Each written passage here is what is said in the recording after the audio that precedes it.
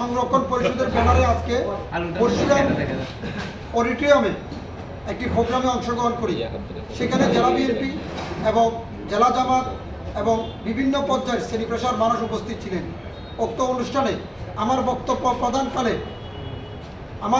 প্রদানকালে আমি বিএনপির চেয়ারপারসন সাবেক 3 বারের প্রধানমন্ত্রী বেগম খালেদা জিয়া এবং তারেক রহমান শহীদ প্রেসিডেন্ট জিয়াউর রহমানের নাম উল্লেখ করে বলেছি যে ওনারা আমাদের ফেনীর জন্য গর্ব। ওনারা যদি ফেনীর জন্য চায় এই বেড়িবাঁধ টেকসই এবং আমরা একটা টেকসই চুক্তির মাধ্যমে আমরা ফেনীকে উন্নয়ন করতে পারবো। গত 15 বছর ফেনীতে আমরা বিভিন্নভাবে আমরা বঞ্চনার শিকার হয়েছি। আমাদের ফেনীতে কোনো শিল্প কারখানা নাই, আমাদের মেডিকেল কলেজ নাই, আমরা বিভিন্ন সমস্যায় জর্জরিত। এখন যেহেতু তারেক রহমানের নানার বাড়ি, খালেদা জিয়ার নিজ জন্মভূমি, জিয়াউর রহমানের শ্বশুর বাড়ি, সেহেতু আমরা কেন এত আন্দোলন সংগ্রাম করব? আমরা তো গত 15 বছর আন্দোলন সংগ্রাম করেছি। এখন আমাদের যে দাবি দেওয়া এগুলো তো অটোমেটিকলি হওয়ার কথা। এই প্রতিক্রিয়া জানানোর পর তাৎক্ষণিক উপজেলা যুবদলের আহ্বায়ক শাকির বক্তব্যের কাউন্টার দেয়, আর শাকিরের বক্তব্যের কাউন্টারের সাথে সাথে পৌর বিএনপির আহ্বায়ক মাহফুজুর হক এবং সদস্য সচিব ইউসুফ ওই বক্তব্যের কাউন্টার দিয়ে তাৎক্ষণিক আমার সাথে একটা হট্টগোল সৃষ্টি করে। বক্তব্য শেষে স্টেজ থেকে নামার পরে ওই বিএনপির ছাত্রদল যুবদলের নেতৃবৃন্দ মাহফুজ কমিশনারের নেতৃত্বে, আমি আবারও বলছি, মাহফুজ কমিশনার পুরোপুরি মাদকাসক্ত ছিল এবং সে মদ খেয়ে এসে বক্তব্য প্রদান করেছে। তার পুরো বক্তব্যটা আপনারা বিভিন্ন সোশ্যাল মিডিয়া থেকে নিয়ে নেবেন। তিনি মদ খাওয়া অবস্থায় বক্তব্য প্রদান করেছেন।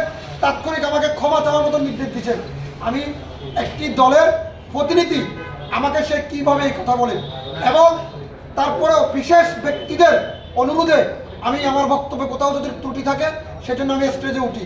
স্টেজে উঠার পরও সেই মাহফুজ কমিশনারের লোকজন আমার উপর হামলা চালায়। পরশুরাম সন্ত্রাসের জনপদে পরিণত হচ্ছে দিন দিন।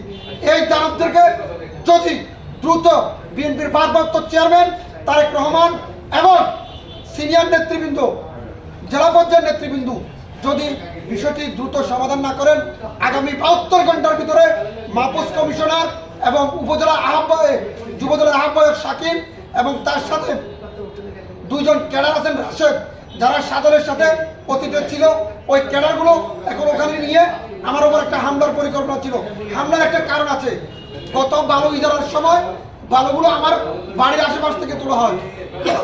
আমি একটা প্রতিবাদ করছিলাম, ওই প্রতিবাদের প্রতিক্রিয়া হচ্ছে কি, মাহফুজ কমিশনার ইজারা নিয়েছেন আওয়ামী লীগের নেতা সাদাতের মাধ্যমে, এবং সেটা নিয়ে জেলা প্রশাসক কার্যালয় বিভিন্ন সেক্টরের তদবির করেছিলেন, কিন্তু বালু মহল পুনরায় তারা ফেরত পাননি। এবং সেই ধারাবাহিক অনুযায়ী মাহফুজ কমিশনার শাকির তারা আমার উপর একটা প্রপাগান্ডা ছড়ানোর চেষ্টা করছে, এবং আমার বক্তব্যর মূল সারমর্ম তারা বুঝতে না পারে আমার উপর হামলার একটা পরিকল্পনা করে।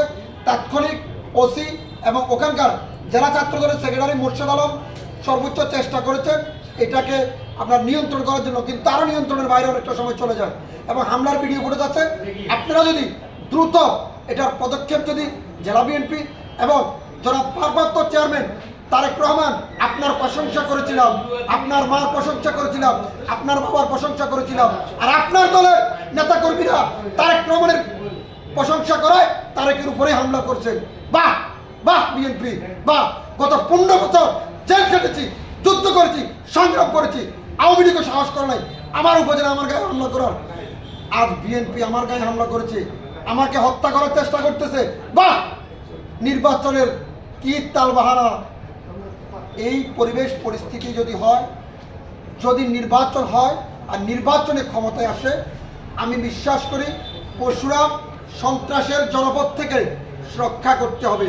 যদি রক্ষা না করেন এবং আগামী 72 ঘন্টার ভিতরে ওদেরকে সাংগঠনিক জাতীয়তাবাদী দল বিএনপি যদি ওদেরকে সাংগঠনিক কোনো ব্যবস্থা যদি গ্রহণ না করে, এর পরিণাম খুবই ভয়ঙ্কর হবে, খুবই ভয়ঙ্কর হবে, যেটা কল্পনা করতে পারবে না ফেনী পরশুরাম উপজেলার বিএনপিরা।